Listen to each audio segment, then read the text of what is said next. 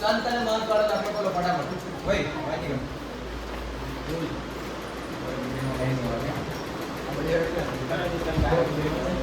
ફટાફટ સંત અને મહંત એ જેવા કે લીલા શિલા બતાવેલું. લીલા શિલામાં લખવાનું બાકી છે. કાલે પછી લખાવી સંત અને મહંત વાળો દાખલો ફટાફટ. સંત અને મહંત 3:2 ના પ્રમાણમાં નફો નુકસાન વેચતા એક પેઢીના ભાગીદાર છે. ચાલો નફા નુકસાનનું પ્રમાણ આપી દીધેલું છે 3:2. 31/3/17 ના રોજના કાચા સરવૈયા અને હવાલો પરથી ભાગીદારી પેઢીના વાર્ષિક હિસાબો તૈયાર કરો. હવે વાર્ષિક હિસાબમાં આ જે દાખલો છે તે તમારો ઉત્પાદક કરતી પેઢી કંપની છે. બરાબર? પેઢી કંપની બધું હાથે જ બોલ્યા કરું. આ ઉત્પાદક કરતી કંપની છે. ઉત્પાદન કરતી કેવી રીતના ખબર પડે તેની વાત કરીએ. અંદર જો ઉધાર બાકી પર પહેલા તો ઉપાડ આપેલું છે, એની નીચે પ્લાન્ટ અને યંત્રો, એની નીચે પાછા પ્લાન્ટ યંત્રોમાં વધારો, પછી થોડોક નીચે સુધી જાય તો વીજળી ખર્ચ દેખાય, કારખાના કાઉન્સમાં લખેલા છે. એની નીચે પછી ભાડું કરવેરા કાઉન્સમાં કારખાના દેખાય. અને જ્યાં કારખાનાની વિગત આપેલી છે એનો અર્થ એવો થાય કે ત્યાં કંપનીમાં ઉત્પાદન થતું છે, કેમ કે કારખાનાની અંદર જ તમારું ઉત્પાદન થાય. જ્યારે આવી ઉત્પાદન કરતી પેઢી હોય તો ત્યારે વેપાર ખાતાની અંદર કારખાના એટલે કે ઉત્પાદનને લગતા બધા ખર્ચાની નોંધ કરવાની. બરાબર? શું ખબર? ખર્ચાની નોંધ કરવાની, નુકસાનની નોંધ તો તમારા નફા નુકસાન ખાતાની અંદર જ કરવાની. પાછું સાંભળી લો, ઉત્પાદન કરતી પેઢી હોય અથવા તો ઉત્પાદન કરતી કંપની હોય તો ઉત્પાદનને લગતા અને કારખાનાને લગતા બધા ખર્ચા ક્યાં લખવાના? વેપાર ખાતાની ઉધાર બાજુ. તો કે વેપાર ખાતાના નમૂનાની અંદર તમને કીધેલું ઉત્પાદનના ખર્ચા અને કારખાનાના ખર્ચા છેલ્લે બે લીટી. બરાબર? એ બધા ખર્ચા તમારે વેપાર ખાતામાં નોંધવાના, બાકી તમારો દાખલો છે. બરાબર? શું ખબર? હવે દાખલો જોઈએ, એ ખબર પડે તો વચ્ચે પૂછો. દાખલો સ્ટાર્ટ કરે તે પહેલા રકમની બાજુમાં આવી રીતના નોંધાઈ લીટી પાડવાની. બરાબર? એના પછી જોઈ લેવો કે કોઈ નફો આપેલો છે કે નહીં.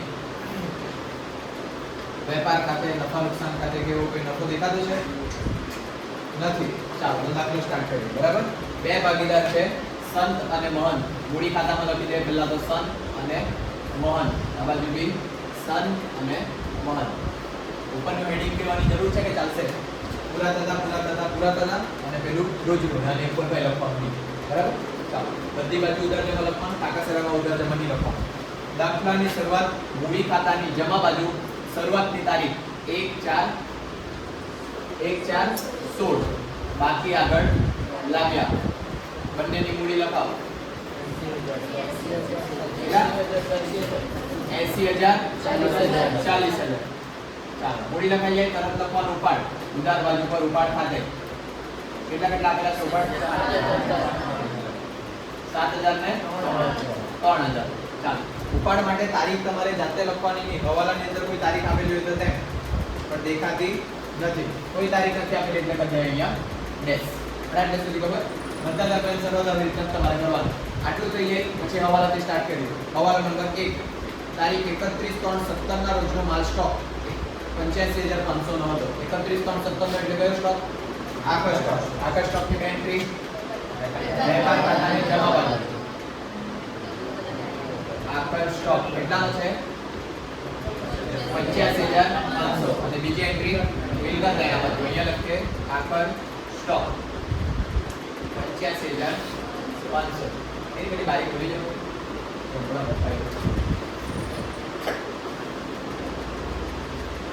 ચાલો આગળ હવાલો નંબર 2.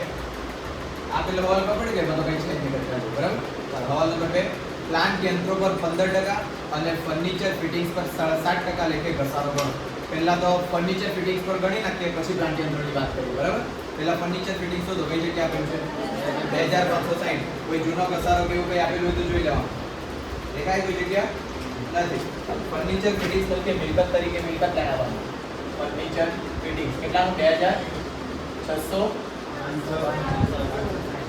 2,560. કેટલા ટકા ઘસારો પર વધી ગયો નંબર? 7.5 માઈનસ ઘસારો 7.5%. 192 વાત કરીને 2,368. ચાલો ફર્નિચર પર ઘસારો ધંધા માટે ખર્ચ હોય તો નફા નુકસાન ખાતાની ઉધાર બાજુ કે ફર્નિચર ફિટિંગ્સ નો ઘસારો. હવે તમારો ઓછો જવાબ આવે. હા તો મેં વટ મત કરો બસ. ચાલો એના પછી પ્લાન્ટ યંત્ર જો પ્લાન્ટ યંત્ર માટે કેટલી બધી વિગત આપી છે તે જો. સૌથી પહેલા તો ઉત્તર બાજુ પર આપેલા છે પ્લાન્ટ યંત્રો. એના નીચે એમ કીધેલું છે પ્લાન્ટ યંત્રોમાં વધારો કાઉન્સમાં 1,716 થી. એનો અર્થ ખબર પડે તમારા પાસે પ્લાન્ટ યંત્રો કેટલાના છે 33,300 ના. પછી તમે 1,716 બીજા ખરીદેલા છે કેટલાના 24,000 ના. પડે વસ્તુ ખબર વધારો એટલે. પછી જમા બાકી પર જો પ્લાન્ટ યંત્રોનું વેચાણ એટલે કે અમુક યંત્રો વેચી મૂક્યા છે કે કઈ તારીખે 1/4/16 6,900 ની ચોપડે કિંમતે. બરાબર. એ તમે કેટલામાં વેચ્યા છે પાછા 4,800 માં. દેખાય 6,900 ના હતા અને રકમમાં લખેલા છે 4,800 એટલે 6,900 ની વસ્તુ તમે 4,800 માં વેચી દીધી છે. આટલી વસ્તુ આપેલી છે તમને અને ઘસારો કેટલો ટકા છે 15%. ચાલો એટલે અહીંયા જોઈ લેજો ધ્યાનથી. આ ગણતરી બહુ મહત્વની છે પાછી. પ્લાન્ટ યંત્રો પહેલા તો જૂના જે પ્લાન્ટ યંત્રો છે તે લખજો. પ્લાન્ટ યંત્રો કેટલાના છે જૂના 33,300. પછી એમાં વધારો થયો. કઈ તારીખે વધારો થયો 1/7/16 કેટલા રૂપિયાનો 24,000. આ થોડુંક દૂરથી લખીએ 33,300 અને આ 24,000. હવે જોજો આ જે પ્લાન્ટ યંત્રો છે તે 33,300 તે વર્ષની શરૂઆતથી જ તમારા ધંધાની અંદર છે એટલે એ કઈ તારીખના કહેવાય તમારા 1/4/16 ના. આટલી વસ્તુ ખબર. અને બીજો તમે ખરીદેલો છે જે 1/7/16 ખરીદેલો 24,000 એટલે ટોટલ પ્લાન્ટ યંત્રો કેટલા નથી તમારા ધંધામાં કેટલા 57,300. બરાબર. આટલાના તમારા યંત્રો છે. હું કરે 80 માં થઈ નીકળો. પાંચ બંધ કરો પેલા. પ્લાન્ટ યંત્રો જૂના જે છે 33,300 પડી રહેલા છે વર્ષની શરૂઆતથી અને તમે વચ્ચે ખરીદેલા છે 24,000 ના 1/7/16. હવે તમે વેચેલા છે એમાંથી કેટલા વેચેલા છે એવું કેટલા વેચેલા છે બાજુમાં લખેલા છે જમા બાકીમાં કેટલાના 4,800 ના વેચેલા છે. કેટલાના વેચેલા છે 6,800 ના વેચ્યા છે. વેચેલા તમે 4,900 6,900 ના વેચ્યા છે પણ વેચેલા તમે 4,800 માં છે. પડે વસ્તુ ખબર. પણ અહીંયાથી મિલકત તો કેટલાની ઓછી થઈ જશે 6,900 ની. વાત કરીએ કેટલા આવશે 50,400. આ જે 6,900 છે તે કહેવાય તમારું વેચાણ. કઈ તારીખે વેચાણ કર્યું 1/4/16. બરાબર. આટલે સુધી ખબર પડે જ્યાં લખ્યું 6,900 નું વેચી દીધું છે એટલે મેં ટૂંકમાં એમ કે મારા ધંધાની અંદર આ ટેબલ પડેલા છે. બરાબર. 5,000 ના ટેબલ છે એમાંથી મેં 700 રૂપિયાનું ટેબલ વેચી દઉં. 700 રૂપિયાનું કેટલા નાનું વાળું ટેબલ 700 રૂપિયા વેચી દે પણ એ વેચ્યું 500 રૂપિયામાં તમે મારા ઓછા તો 700 ની મિલકત થઈ જશે. પડે ખબર. એ જ આ કહ્યું છે એટલે કે 4,800 માં ભલે તમે વેચ્યું પણ વેચેલું કઈ કિંમતનું છે 6,900 ની. 6,900 નો માલ જો તમે 4,800 માં વેચે તો બાકીનો જે ડિફરન્સ આવે છે શું કહેવાય તમારા માટે 6,900 ની વસ્તુ તમે 4,800 માં વેચે તો જે ડિફરન્સ આવે તે તમારા માટે શું કહેવાય નુકસાન. કેટલા રૂપિયા નુકસાન આવ્યું તે શું કેટલા રૂપિયા નુકસાન આવ્યું 2,100 રૂપિયા. એ નુકસાન તમારે નફા નુકસાન ખાતાની ઉધાર બાજુ દર્શાવો. અહીંયા લખીએ 2,100 પ્લાન્ટ યંત્રના વેચાણનું નુકસાન કેટલા છે જેને આ એન્ટ્રીમાં ની ખબર પડી 2,100. 6,900 નું હતું પ્લાન્ટ યંત્ર જે તમે વેચ્યું 4,800 માં તો 2,100 રૂપિયા નુકસાન. આટલું ખબર પડે બધાને. હવે આગળ વધીએ. ઘસારો જે ગણવાનો છે તે આ જે હવે તમારા ધંધાની અંદર 50,400 ની પ્લાન્ટ યંત્ર બચેલું છે એટલે કે મિલકત બચેલી છે તેના પર કેટલા ટકા ઘસારો પાડવાનો છે 15%. પણ આના પર તમે ડાયરેક્ટ 15% નહીં કાઢી શકો. કેમ કેમ આના પર ડાયરેક્ટ 15% નહીં કાઢી શકે કારણ કે કાઢી શકે ઓછા. આ ઓછા છે એટલે નવું યંત્ર વચ્ચે લાવેલા છે એટલે કે આની અંદર જે ઘસારો ગણવાનો તે તમારે તારીખ પ્રમાણે ગણવાનો. બરાબર. અને જે જૂનો હતો તેના પર આખા વર્ષનો કરવાનો. પણ અમુક તો પાછો વેચી દીધેલો છે તો ત્યારે કેવી રીતના ગણતરી કરવાની તે જો. પહેલા તમારા પાસે કેટલા ના હતા 33,300 ના. બરાબર. હવે જે આ 6,900 ના વેચ્યા કે આમાંથી વેચ્યા હશે કે આમાંથી વેચ્યા હશે કેમ 33,300 માંથી જૂના છે નવા છે એવું. ધારો કે આ પહેલા ટેબલ લે આપણે પછી ટેબલ લાવો તમે પહેલા વાળું જ પહેલા વેચા તારીખ 1/4/16 આપેલ છે તો હું થયું એટલે 1/7/16 ખરીદેલી છે. બરાબર. આ પહેલા વેચાઈ ગયું છે આ વેચાવા પછી આ ખરીદાયું છે. દેખાય 1416 આ વેચું જ્યારે આ ખરીદેલું ક્યારે છે 1716 તો આ જે વેચાયું તે ઉપરવાળામાંથી જ વેચાયું છે ખબર બધાને એવું કોઈ નિયમ નહીં મળે કે પહેલો તમે ખરીદો તો પહેલો વેચાણ કરો હા ને ચાલો આ 33300 માંથી તમે કેટલાનું વેચી દીધું 6900 નું કેટલાનું બચેલું કે ભાઈ હવે 26400 આની ઉપર આખા વર્ષનો ઘસારો કરવાનો આખા વર્ષનો એટલે ગુણ્યા 15% કાઢી લો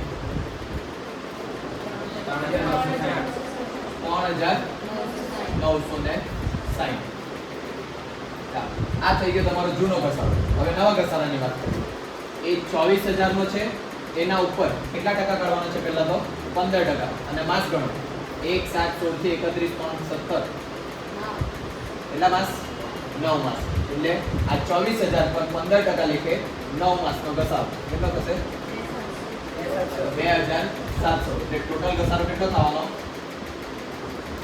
આ તો જો આવતો છે બરાબર 6660 બરાબર આ જે છે તમારો મેઈન હવાલો છે ઘસારો ખબર પડી એ પાછું સમજાવું એકવાર આ સમજાવું પાછું બરાબર ને એટલે ચાલો પહેલા તો જે જૂના પ્લાન્ટ યંત્રો છે 33300 તમે વચ્ચે 1716 ખરીદેલા છે 24000 ના બરાબર એટલે ટોટલ તમારા અંદર પ્લાન્ટ યંત્રો છે 57300 ના આ જ સેમ વસ્તુ પહેલા તો લખતા બી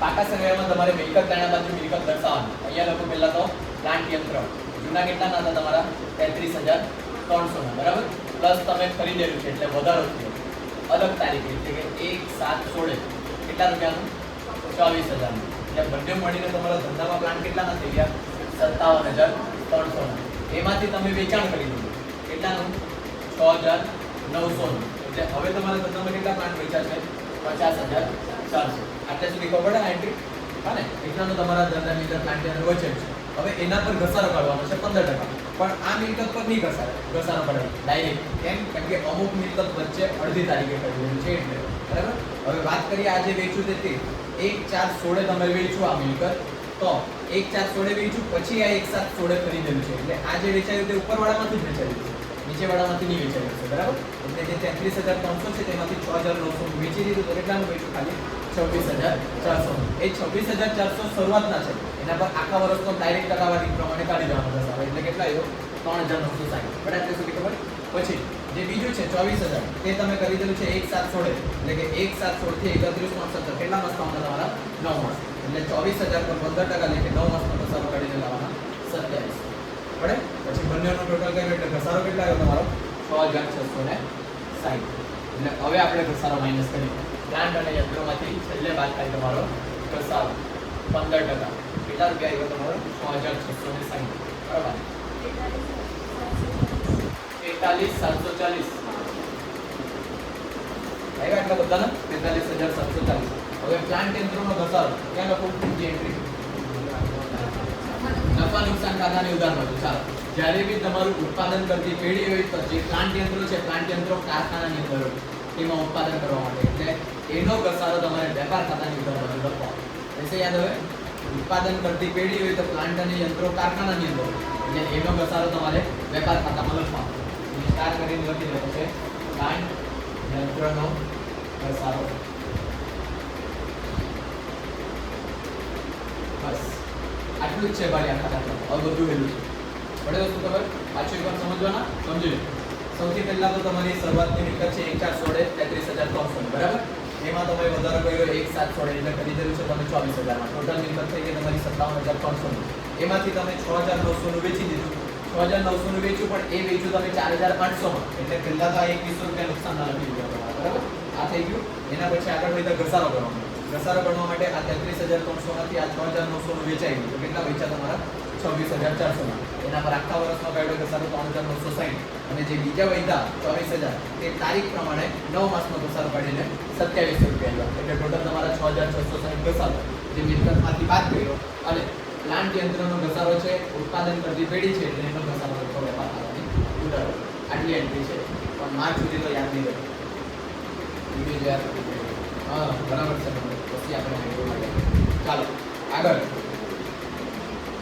હવાલો નંબર 3 દેવાદારો પર રૂપિયા 2000 ઘાલખાત અનામત રાખો ચાલો દેવાદારો પર ઘાલખાતનો હવાલો આવે એટલે સૌથી પહેલા નીચે વેચાણને લગતો હવાલો જો આપેલો છે કોઈ દેખાતો નથી જો પેલા વેચાણનો હવાલો આપેલો હોય તો વેચાણના હવાલાની એન્ટ્રી આપવાની. ચાલો હવે દેવાદારને ગાલખાતને લગતો હવાલો છે એટલે મિલકત નાણા બાજુ પહેલા નમૂનો લખાવો.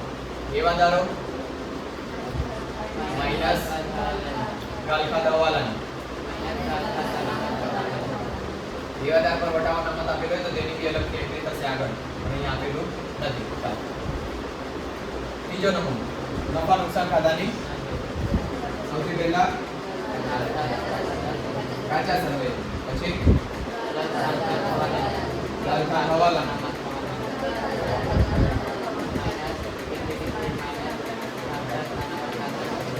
ગાલખાત કાચા સરવૈયાની પ્લસ ગાલખાત હવાલાની પ્લસ ગાલખાત અનામત હવાલાની અને માઈનસ ગાલખાત અનામત કાચા સરવૈયા. પહેલા સાથે સ્ટાર્ટ કરો. દેવાદારો લખાવો કેટલા? 2000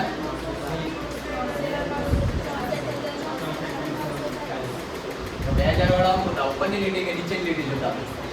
ઉપરની લીટી જોતે કે નીચેની? હા એટલે પેલી લીટીની પાસે એવું કેવું હેલું પણ આ તો પડાયેલું કરે. આ હેલું બતાવતો એને પેલું બતાવવા જો નહીં હેલું તો છે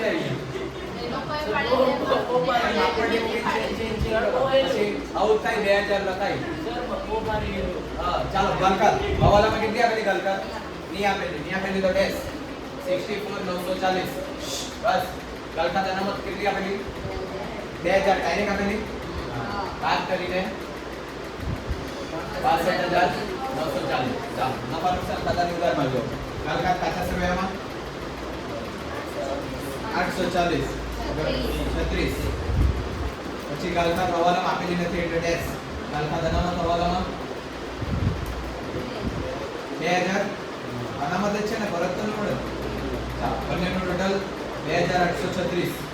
કાચા સરવૈયામાં ગાલખાત અનામત નહીં આપેલી ડેશ 2836. બરાબર નથી આપેલી બાપુ ગાલખાત અનામત. મને જોવા લો તો તમને મારા વિશ્વાસ તો પાત્રું જ નહીં. ચાલો આગળ સુરતીય ગાલખાતને લગતો હવાલો. નેક્સ્ટ હવાલો નંબર 4. ભાગીદારોને મૂડી પર 6% વ્યાજ આપવાનું છે. ચાલો મૂડી પર વ્યાજ આપવાનું છે. હવે હવાલો તો આવડવા જોઈએ બધાને. બરાબર મૂડી પર વ્યાજ હોય કે ઉપાડ પર વ્યાજ હોય, જ્યાં મૂડી લખે એની જ નીચે એનું વ્યાજ, ઉપાડ જ્યાં લખે એની જ નીચે એનું વ્યાજ. બરાબર આ મૂડી લખી છે એના નીચે લખે મૂડી પર વ્યાજ. તારીખમાં બધી આખરની લખવાની 31/3/17. કેટલા ટકા છે? 6%. 8 6 48 4800 6 24 2400. બરાબર હવે કેટલા? 6%. અહીંયા જમા બાજુ પર છે એટલે ફાળવણી ખાતાની ઉધાર બાજુ પર હેડિંગ આપીએ મૂડી પર વ્યાજ. બંને ભાગીદારનું નામ સંત અને મોહન. 4800 2400 7200. આગળ મૂડી પર વ્યાજ, ઉપાડ પર વ્યાજ, ગાલખાત દેવા બધામાં ડાયરેક્ટ માર્ક્સ લેવાનો. નંબર 5 ચૂકવવાના બાકી ખર્ચા આપેલા છે. બહુ બધા ઉત્પાદન મજૂરી, જાહેરાત ખર્ચ, ઓફિસ પગાર, ટેકનિકલ ખર્ચા. 4 ખર્ચા છે ટોટલ. ચાલો ચૂકવવાના બાકી. ચૂકવવાના બાકી એટલે પહેલા તો ધંધા માટે દેવું. દેવું હોય તો કઈ બાજુ લખવાનું? મૂડી દેવાનું. હવે બધામાં લખે તમે ચૂકવવાના બાકી, ઉત્પાદન ચૂકવવાના બાકી પહેલા એમ કરીને બધા નામ લખે તેના કરતા આવી રીતના લખી દો તો અમે ચાલે. ચૂકવવાના બાકી ખર્ચા હેડિંગ આપી દો અને બધાના નામ લખાવો તો ઉત્પાદન મજૂરી, જાહેરાત ખર્ચ, ઓફિસ પગાર, ટેકનિકલ ખર્ચા. બસ ચાલો બધાની રકમ લગાવો. લખી દો. ઉત્પાદન મજૂરી 784, જાહેરાત ખર્ચ 312, ઓફિસ પગાર 400 અને ટેકનિકલ ખર્ચા 320. જ્યારે તમે હેડિંગ મારીને લખે ત્યારે રકમ વિના કોલમમાં લખવાની, ટોટલ મારીને બાદ લખો. 1816. બરાબર આટલે સુધી ખબર પડે બધાને. ચૂકવવાના બાકી 4 ખર્ચા છે. ચૂકવવાના બાકી ખર્ચા ધંધા માટે દેવું. દેવું હોય તો મૂડી દેવા બાજુ લખવા. હવે બાકી શબ્દ આવે તો બીજા બધા ખર્ચામાં પ્લસ કરવાનો. અગાઉ શબ્દ આવે તો માઈનસ કરવાનો. બરાબર ચાલો અહીંયા બાકી શબ્દ છે બધામાં પ્લસ કરીએ. સૌથી પહેલા તો ઉત્પાદન મજૂરી. કેટલા રૂપિયાની આપેલી છે ઉત્પાદન મજૂરી? 45272. ક્યાં લખું? ઉત્પાદક મજૂરી ક્યાં લખું? વેપાર ખાતામાં. બરાબર ઉત્પાદનને લગતા કોઈ પણ ખર્ચા ક્યાં લખવાના? વેપાર ખાતામાં. બરાબર એટલે અહીંયા લખીએ ઉત્પાદક મજૂરી કેટલા રૂપિયા આપેલી છે 25,000 472 45,272 ચાલો ઉત્પાદન મજૂરી કેટલી પ્લસ કરવાની છે 784 દેખાય ને પ્લસ ચૂકવવાના બાકી 784 ટોટલ 46,056 ચાલો આગળ બીજું જાહેરાત ખર્ચ કેટલા રૂપિયા આપેલા કા લખવાના નફા નુકસાન ખાતાની ઉધાર બાજુ જાહેરાત ખર્ચ કેટલાનો 1,248 પ્લસ ચૂકવવો આગળ વાળા બોલે નહીં બેની દેલા મળવામાં કરી 13,248 બરાબર ચાલો પ્લસ ચૂકવવાના બાકી ચૂકવવાના બાકી કેટલી રકમ 312 ટોટલ માર્ક્સ એટલે 560 ચાલો આગળ ત્રીજો ખર્ચો છે ઓફિસ પગાર કેટલો આપેલો ક્યાં લખવાનો પહેલા તો ઓફિસ પગાર ક્યાં લખવાનો વેપાર ખાતામાં ફટાફટ બોલો ની ઓફિસ પગાર કેટલાનો 8,780 એમાં પ્લસ કરીએ ચૂકવવાનો બાકી કેટલાનો 400 એટલે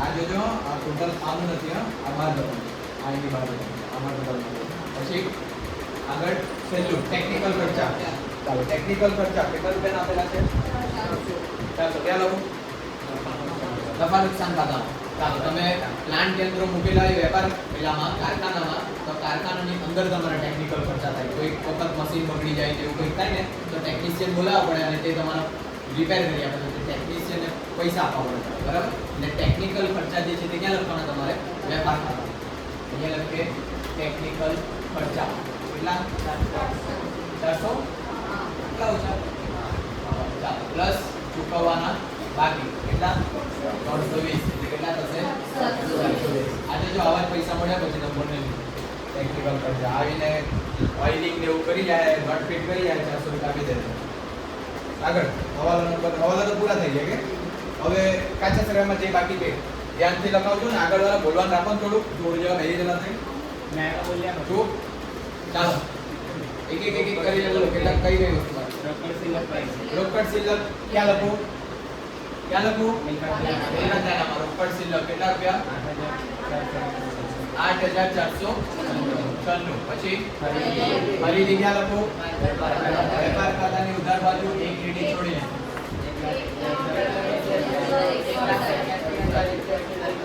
ચાલો એના પછી વીજળી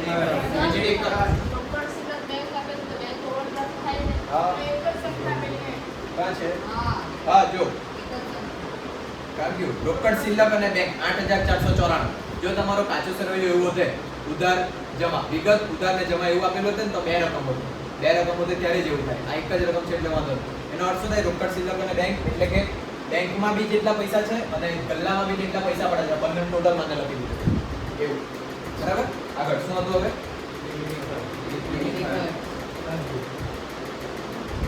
વીજળી ખર્ચ કાઉન્સમાં કારખાના આપેલો એવું તો બોલો વીજળી ખર્ચ કાઉન્સમાં કારખાના આપેલા એટલે ક્યાં લખવાના વેપાર ખાતા વીજળી ખર્ચ કાઉન્સમાં કારખાના કેટલા રૂપિયા 2,296 આગળ જઈને ખોટી રકમ બીજું જોજો વીજળી છે ને તમારી લાઈટ વીજળી એટલે લાઈટ બિલ તમારું લાઈટ બિલ કારખાનામાં બી આવે ને ઓફિસમાં બી આવે બરાબર એટલે લોકો ચોપડ કરેલ છે કે કારખાના એવું ભાડું કરવેરા ઓફિસ ક્યાં લખવાના ભાડું કરવેરા કાઉન્સમાં ઓફિસ 72 પછી કાઉન્સમાં કારખાના એટલે વેપાર ખાતા ભાડું કરવેરા કાઉન્સમાં કારખાના કેટલા 9,000 પછી શરૂઆતનો સ્ટોક વેપાર ખાતાની ઉધાર બાજુ એકદમ ઉપર 696 હા પછી ફેક્ટરીના ખર્ચા ક્યાં લખવાનું છે વેપાર ખાતાની ઉધાર બાજુ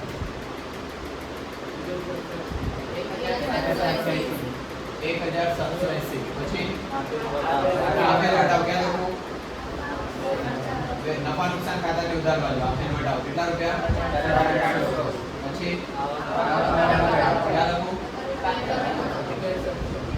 આવક માલ ભાડા ભાડું કેટલા રૂપિયા 2700 પછી ક્યાં લખું નફા નુકસાન ખાતાની ઉધાર બાજુ ઓફિસ પર 2072 પછી લેન્ડ ધારો ક્યાં લખું મૂડી દેવા બાજુ કેટલા રૂપિયા 48000 પછી વેચાણ ક્યાં લખવાના વેપાર ખાતાની જમા બાજુ વેચાણ કેટલા પછી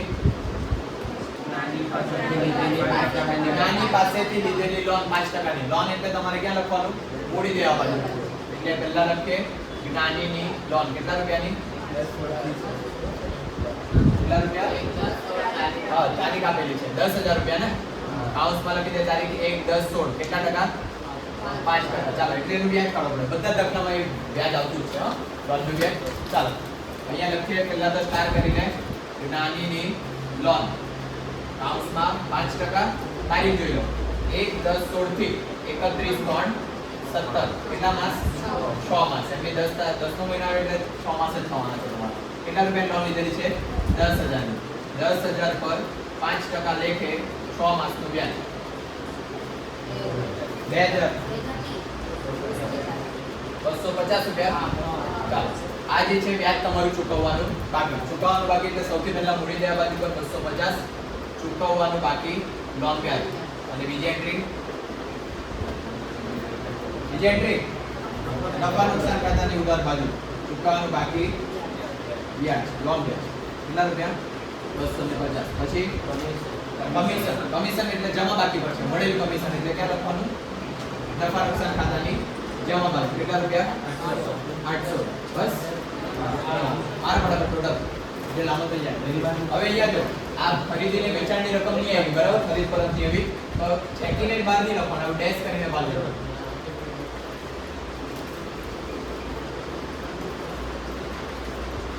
મારો ટોટલ 353,500 એટલા લખ્યા બાજુ 353,500.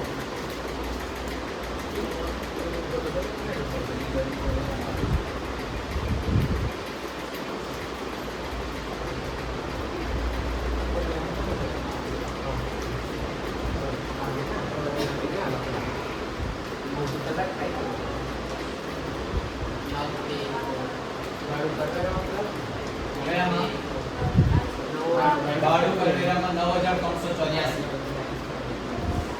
જોઈ લેજો રકમ બરાબર છે કે 9384 કેટલા નહીં સંભળાયું લાવ આવો માં કસમ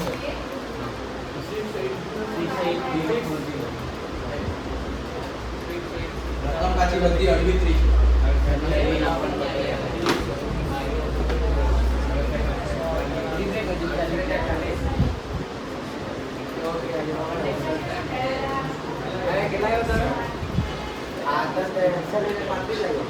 अड़सठ हजार 40 आएगा. ચાલો અહીંયા લખીએ 68040. ચાલો એક કહેવાય તમારો કાચો નફો આ બાજુ લઈ જાય 68040 વત્તા 800 એટલે 68840 એટલા પૈસા અહીંયા લખીએ 68840 બાદ કરો એમાંથી બધા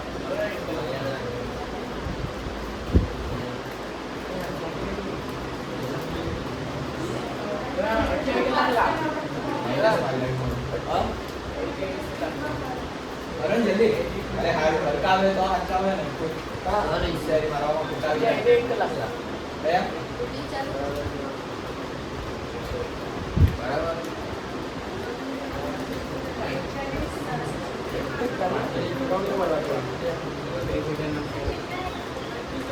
23978 ચાલો હવે પેલું કેવાનું રહી ગયું છે આ વેદે કાચો નફો આ વેદે ચોખ્ખો નફો એટલું તો બધું દર બધા દાખલા માટે આવ્યું અહીંયા લખીએ 32978 ટોટલ એટલું જ આવશે તમારું 32978 બાદ કરીને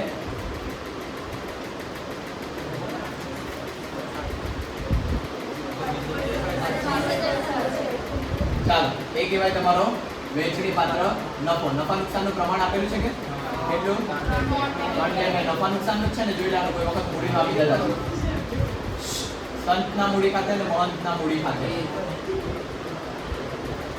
3/2 એટલે ભાગ્યા 5 અહીંયા 3 15,467.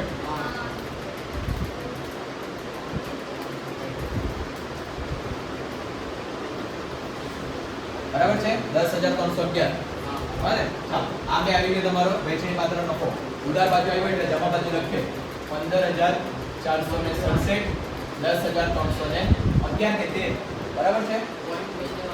હા વાંધો નહીં, પોઈન્ટ કાપી લખી દા. 31,317 વેચણી પાત્ર નફો. સંતનો ટોટલ મારો 1,00,000 આટલા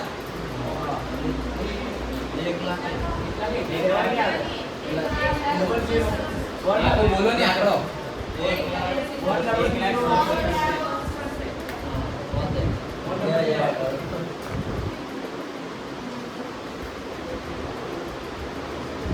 -7